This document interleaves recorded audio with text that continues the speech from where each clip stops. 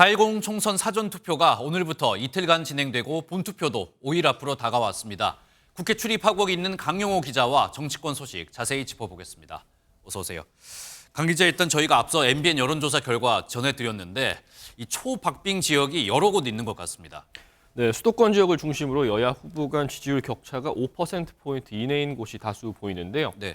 MBN이 실시한 주요 격전지 여론조사를 살펴보면 경기 성남 분당 갑과 서울 용산에서 1%포인트 차이의 초박빙 승부가 나타났습니다. 서울 광진 을에서도 여야 후보 간 차이는 오차 범위 아닌 5%포인트였고요. 이번 여론조사는 MBN과 매일경제신문이 넥스트 리서치 의뢰에 지난달 31일부터 공표 금지 기간 전인 그제까지 진행했습니다. 자세한 내용은 중앙선거 여론조사 심의 홈페이지에서 확인하실 수 있습니다.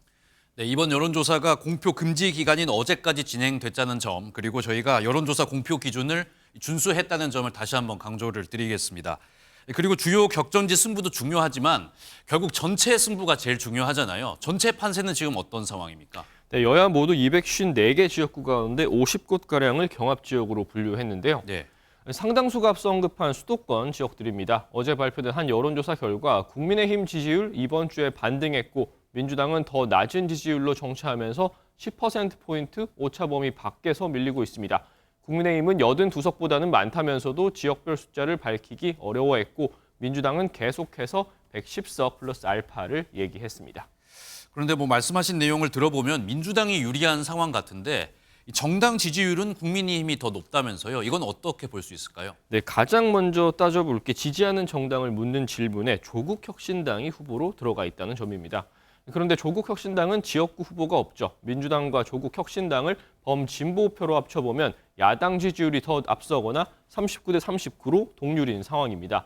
한 표라도 더 많이 얻는 사람이 당선되는 소선거구 제도도 변수입니다. 경쟁 상대와의 구도나 이슈에 따라 승패가 뒤집힐 수 있기 때문에 정당 지지율 자체는 무의미할 수 있다는 거죠. 네, 이번엔 조금 의외의 소식들 한번 짚어보겠습니다. 민주당 이재명 위원장이죠. 위원장이 이 국민의힘을 탈당한 장예찬 무소속 후보를 격려했다면서요. 어떤 내용입니까? 네, 야당 대표가 여권 후보를 격려하는 아이러니한 상황이 부산 수영구에서 벌어졌습니다. 어제 이 위원장 부산 지역을 찾았는데 장 후보가 맞불 유세를 한 겁니다. 장 후보 이 대표의 유세 현장 바로 앞에서 경기도 법카 유용 의혹을 폭로했던 제보자에 대한 사과를 요구했습니다.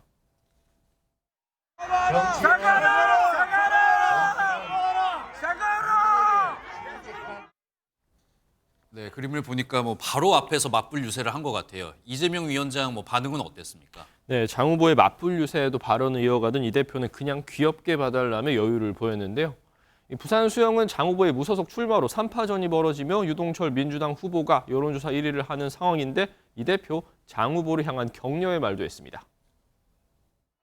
장예찬 후보 끝까지 잘 버텨보시기를 기대합니다.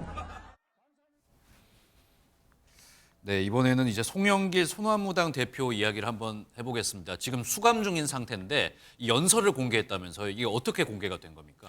네, 전당대회 돈봉투 의혹으로 구속 중인 송영길 소나무당 대표가 한 언론을 통해 옥중 연설을 공개했습니다.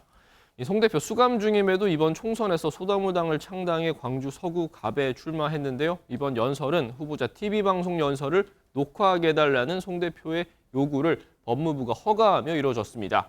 다소 야윈 듯한 송 대표는 조국 이재명에 이어 표적 수사를 받았다며 저희 옥중 당선은 검찰 공포 정치의 종식이 될 것이라고 주장했습니다.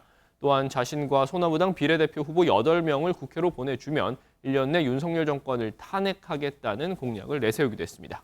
네, 오늘 말씀 여기까지 듣겠습니다. 지금까지 정치부 강용호 기자였습니다.